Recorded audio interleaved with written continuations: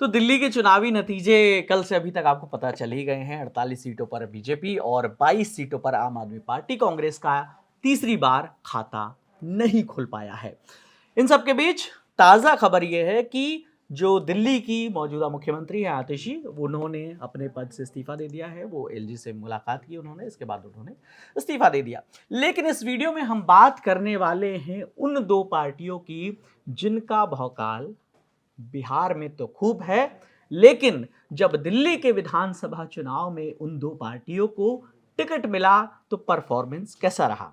उन दो पार्टियों में पहली पार्टी है नीतीश कुमार की जेडीयू और दूसरी है एलजेपीआर, जो कि चिराग पासवान की पार्टी है, जिसका नाम है लोक जनशक्ति पार्टी रामविलास।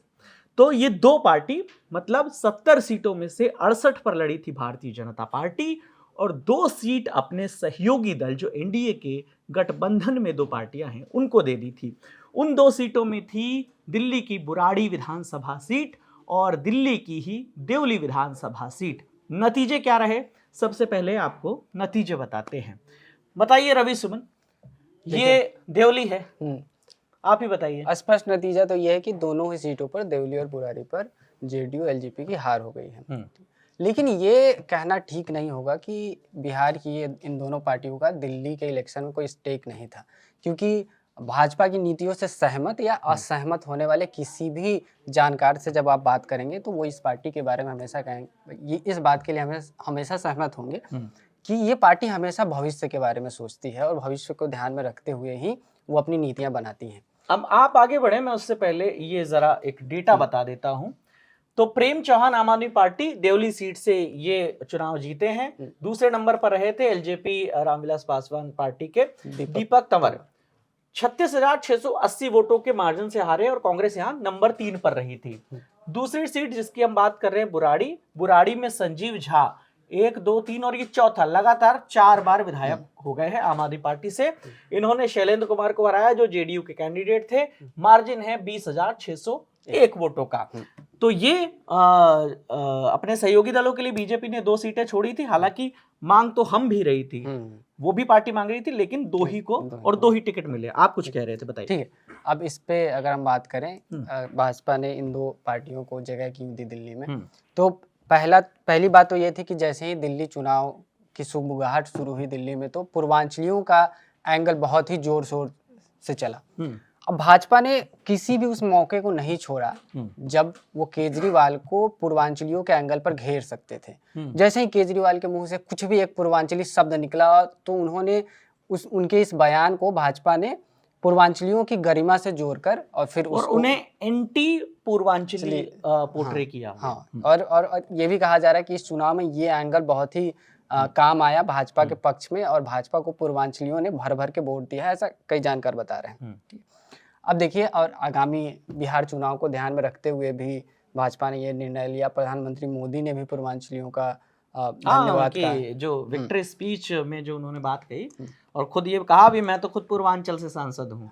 उन्होंने बिहार को भी पूर्वांचल का हिस्सा बताया। ये भले ही आप स्पष्ट आपको ये दिख रहा हो कि इन दोनों सीटों पर भाजपा को सफलता नहीं मिली अपने क्षेत्रीय दलों को टिकट देने से, लेकिन आप एक ओवरऑल इमेज देखेंगे तो दिल्ली में भी इनको फायदा हुआ, क्योंकि एक मैसेज गया कि भाजपा जो है अपने गठबंधन के साथियों का ध्यान रखती है।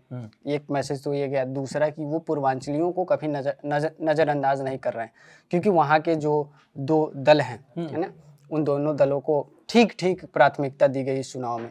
ये है ना। तीसरा दल हम पार्टी, ठीक है, हम पार्टी बिहार में भी जब सीटों का बंटवारा होता है तो लीस्ट नंबर जो होते हैं वो हम पार्टी को मिलती है, और हम पार्टी उतनी बड़ी पार्टी नहीं है। अगर आप राष्ट्रीय लेवल पर देखें तो बिहार के लिए वो ठीक है, लेकिन अगर एक ओवरऑल आपको इमेज बनाना हो एक राष्ट्रीय पार्टी को लेकर, तो हम का स्टेक थोड़ा कम हो जाता है नीतीश कुमार की पार्टी। लेकिन केंद्रीय मंत्री हैं। हाँ, उनके भी ठीक है। अब नीतीश कुमार के साथ ये है कि वो उनके साथ बिहारी चेहरा जुड़ा हुआ है ना। पूर्वांचलियों से भी उनका जो पूर्वी उत्तर से आते हैं जो पूर्वांचल, उनसे भी उनका ठीक उनकी पॉपुलैरिटी उन लोगों में।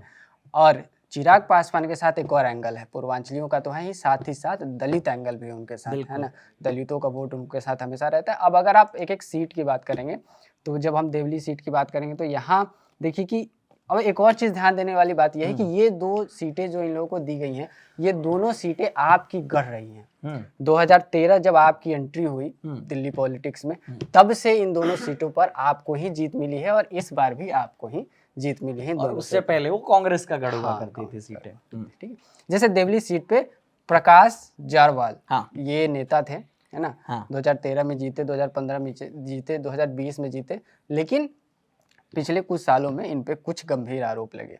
एक आरोप तो ये लगा कि इन्होंने एक इंजीनियर को थप्पड़ मारा, दूसरा आरोप ये लगा कि उन्होंने एक महिला का उत्पीड़न किया, है ना। ये दोनों आरोप थे, इसके कारण से ये कई विवादों से जुड़ गए और इसके बाद इनको इस बार टिकट नहीं मिला। आपने इस बार प्रेम चौहान को टिकट दिया था। हाँ, यहाँ चेहरा बदला उन्होंने, मौजूदा विधायक का टिकट काटकर और दिया इस बार प्रेम चौहान, और उनकी जीत भी हो गई। अब अगर हम बुरारी सीट की बात करें, अच्छा, इसी में इसी सीट से अरविंदर सिंह लवली लड़ा करते थे 2013 से पहले। वो 2 बार के विधायक भी रहे और इसी सीट से वो जीतते थे। इस बार वो कांग्रेस में आए, वो माफ कीजिएगा बीजेपी में आए, लोकसभा चुनाव से पहले टिकट मिला और अपना चुनाव भी वो जीत गए। आप बता रहे थे बुराड़ी सीट। अब बुराड़ी की जो लड़ाई है, शैलेंद्र कुमार जो जदयू से इस बार चुनाव लड़ रहे थे, वो पिछली बार भी जदयू के टिकट पर ही यहाँ से चुनाव लड़े थे, है ना, शैलेंद्र कुमार। हाँ, तब जीत का मार्जिन था, ये हो गया तब 88,158 का मार्जिन था, जो घट गया है 20,601। और एक और चीज ध्यान देने वाली बात है कि बुराड़ी एक बड़ा विधानसभा क्षेत्र है ना। और दूसरी बात कि भले ही शैलेंद्र कुमार की हार हो गई हो, लेकिन उनके वोटिंग परसेंटेज में 16% का इजाफा हुआ है, जो कि एक बड़ा नंबर है। और लगातार 23% था और 39 हो गया। हाँ। अब इस पे यहाँ पे ध्यान देने वाली बात यह है कि शैलेंद्र उस क्षेत्र में लगातार राजनीति कर रहे हैं, है ना, और उनका जो दायरा है वो लगातार बढ़ता जा रहा है चुनाव दर चुनाव। ये शायद उनका दूसरा चुनाव था, अगर बिल्कुल दूसरा चुनाव है, सही है। तो इससे पहले ये बीजेपी के पास थी, गोपाल झा यहाँ से 2015 में चुनाव लड़े थे, 2013 में बीजेपी ने श्री कृष्ण। और अगर आप कंपेयर करेंगे संजीव और शैलेंद्र में, जो मुकाबला पिछली बार भी हुआ था, है ना, और संजीव का भी यहाँ पर 2013 से ही वो आम आदमी पार्टी के टिकट पे चुनाव लड़ रहे हैं और लगातार जीत रहे हैं, इस बार भी जीत गए हैं। तो उनका जो वोटिंग परसेंटेज है वो 15% घटा है। बिल्कुल 64% से अब सीधे 47 पे, 62 से 47 पे उतर गए। और ओवरऑल जो टर्नआउट है इस क्षेत्र का वो भी बढ़ा है ना। 2,22,000 के आसपास पिछली बार वोटिंग हुआ था, इस बार 2,53,000 हुआ है ना। तो ये पूरा मामला है। अच्छा, संजीव झा वही प्रत्याशी हैं जो चुनावों से पहले एक टीवी चैनल पर डिबेट हो रही थी और भारतीय जनता पार्टी के प्रवक्ता शहजाद पूनावाला ने इन पे अपमानजनक एक टिप्पणी की थी, जिसके बाद पूर्वांचलियों का एक मुद्दा आम आदमी पार्टी की ओर से भी उठाया गया। उनके सरनेम को लेकर आपत्तिजनक टिप्पणी की गई, जिसके बाद भाजपा के सांसद, दिल्ली से सांसद मनोज तिवारी, उन्होंने भी ऑब्जेक्शन उठाया था इस पे कि ये गलत है और इस पर माफी मांगनी चाहिए, इस तरीके से सरनेम को टारगेट नहीं किया जा सकता। और लगातार 2013 से लगातार 2013 में, फिर 15 में, फिर 20 में और अब 25 में संजीव झा लगातार चौथी बार यहाँ से आम आदमी पार्टी के विधायक चुन लिए गए हैं। इन 2 सीटों पर भले ही जदयू और लोजपा की हार हो गई हो, लेकिन पूर्वांचलियों का एंगल अभी भी थमा नहीं है, लगातार इस पर बात हो रही है। आप इस चुनाव को छोड़ दीजिए, पिछले वाले चुनाव में जाइए तो एक पूर्वांचली को दिल्ली चुनाव का नेतृत्व दिया गया था, मनोज तिवारी को। और इस बार भी कई पूर्वांचली 5 या 6 उम्मीदवार लोग जो मूलतः बिहार से हैं वो पूर्वांचली विधायक बने हैं और अलग अलग पार्टियों से। इसमें उत्तर पूर्व के और लोगों को जोड़ेंगे तो ये संख्या और बढ़ सकती है। और यही कारण है कि भाजपा ने अपने क्षेत्रीय दलों का ध्यान रखा, वो पूर्वांचल से हैं, है ना, फिर इतने सारे विधायक जीत कर आए। यही कारण है कि मुख्यमंत्रियों की रेस में जिन लोगों के नाम की चर्चा है उसमें मनोज तिवारी का नाम भी है। हालांकि अभी चर्चा भरी है, अटकलें भरी हैं, बाकी क्या हुआ अगले कुछ दिनों में पता चल जाएगा। तो 48 और 22 ये रहा चुनावी नतीजा, 70 सीटों पर चुनाव। और यहाँ पे कांग्रेस की आलोचना इसलिए भी की जा रही है कि कांग्रेस और आप ने आपस में जो ये लड़ाई की गठबंधन को लेकर, है ना, आपने पहले ही ये क्लियर कर दिया कि हम कांग्रेस के साथ कोई गठबंधन नहीं करेंगे, अकेले चुनाव लड़ेंगे।